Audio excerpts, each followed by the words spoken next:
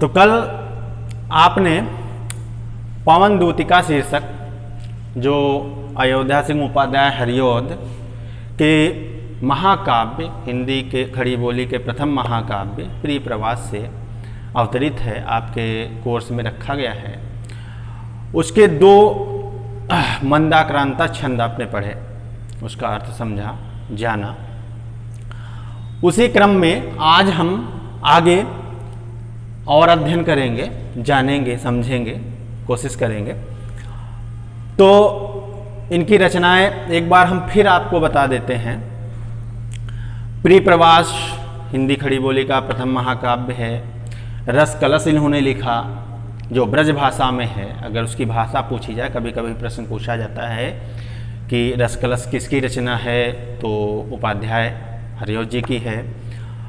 किस भाषा में है, तो यही एकमात्र इनकी रचना है जो ब्रज भाषा में लिखी गई है।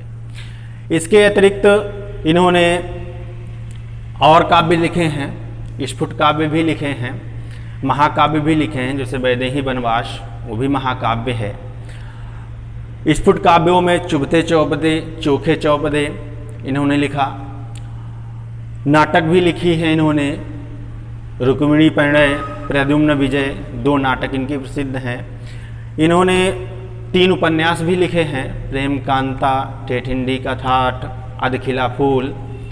तो ये इनकी प्रमुख रचनाएं, लेकिन ये सबसे ज़्यादा जो प्रसिद्धि इन्होंने प्राप्त की है वो प्रिय प्रवास के माध्यम से ही प्राप्त की है।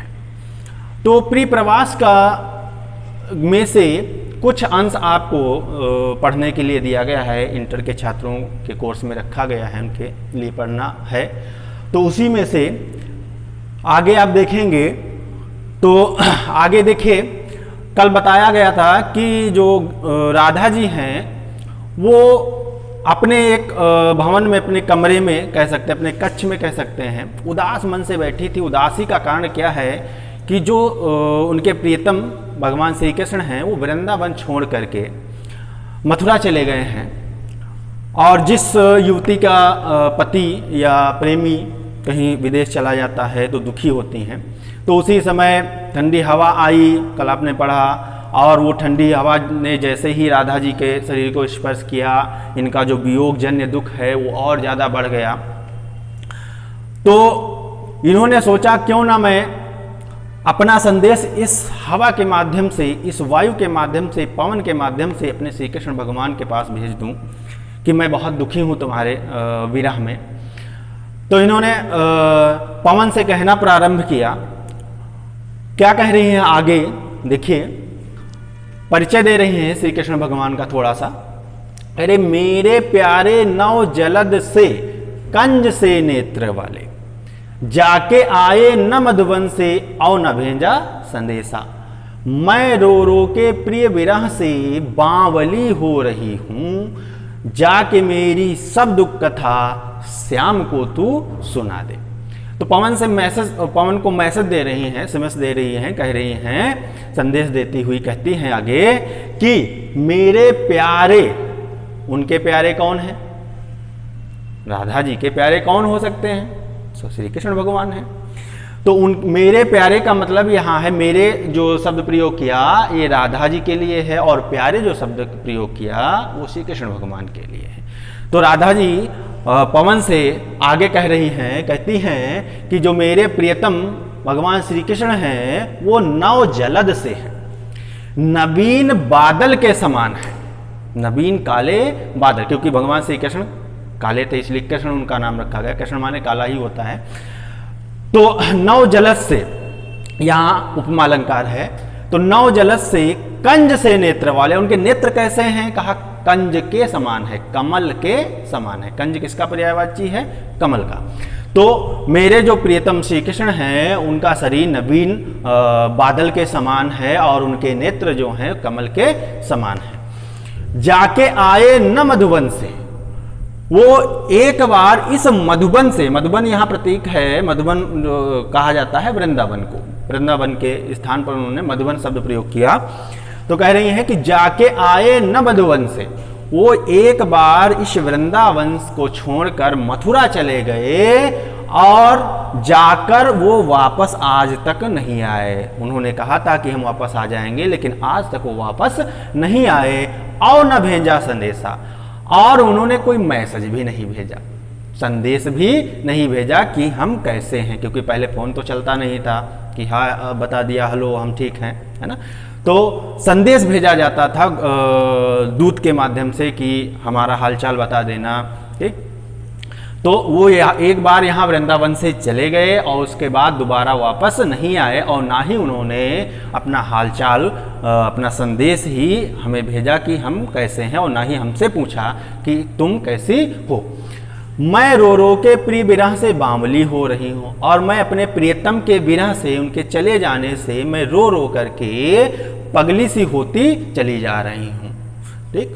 और जाके मेरी सब दुख कथा श्याम को तू सुना दे। इसलिए हे पवन, हे वायु, मेरी इस दशा को देख करके तुम यहाँ से जाओ और जा करके उन श्याम जी को, उन हमारे प्रीतम श्री कृष्ण भगवान को हमारी सारी दुख कथा, हमारी व्यथा कि हम कितने दुखी हैं तुम्हारे वियोग में, ये सब चीज़ें उनको तुम बता दो।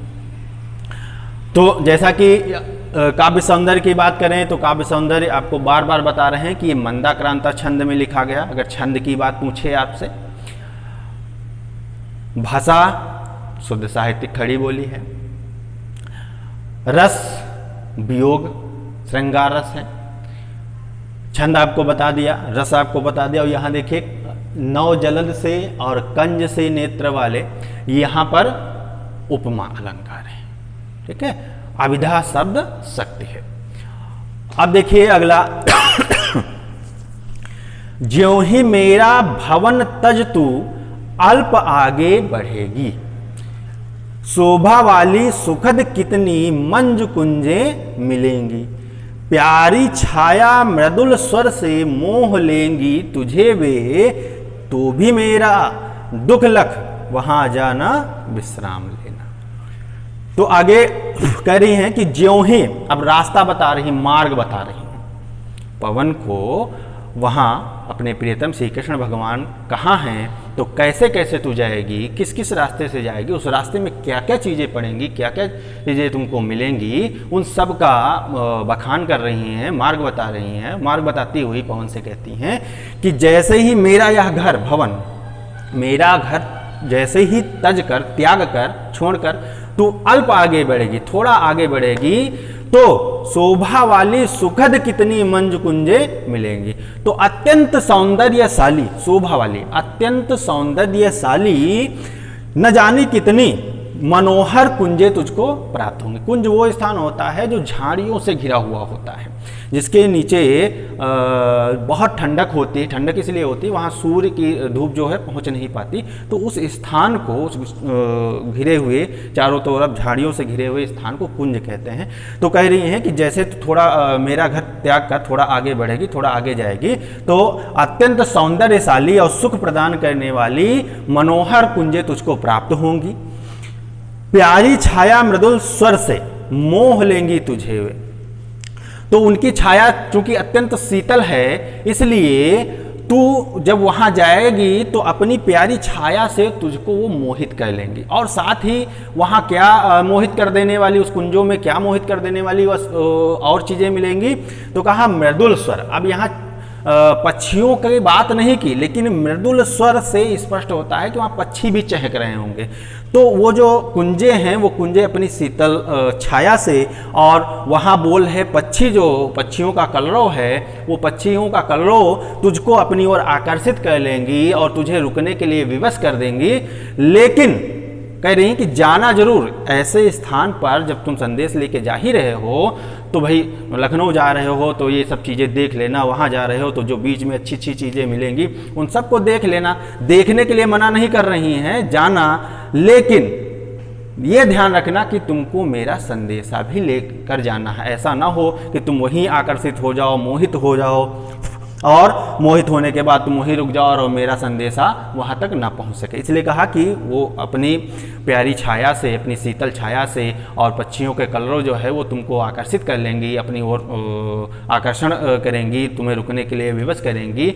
लेकिन वो कह रही कि टहलना, घूमना, उसकी शीतल छाया में रुकना, पक्षियों के कलरों को सुनना, जानना अच्छी प्रकार से, लेकिन तुम वहाँ रुकना नहीं। इसलिए नीचे लाइन में कहा तो भी मेरा दुख लग, जब ऐसी स्थिति आए तो तुम मुझे याद करना, मेरे इस दुख को याद करना, जानना, समझना और वहाँ जाना, विश्राम लेना, वहाँ रुक मत जाना, ठहर मत जाना, आगे बढ़ते जाना और जा करके मेरा जो संदेश है वो श्री कृष्ण भगवान तक अवश्य पहुँचा देना। तो बस आज के लिए इतना ही। अगर इसमें कोई समस्या आपको आती है तो आप हमारे नंबर पर कॉल कर सकते हैं और वीडियो को लाइक और शेयर अवश्य करें यदि आपको पसंद आया हो तो। धन्यवाद।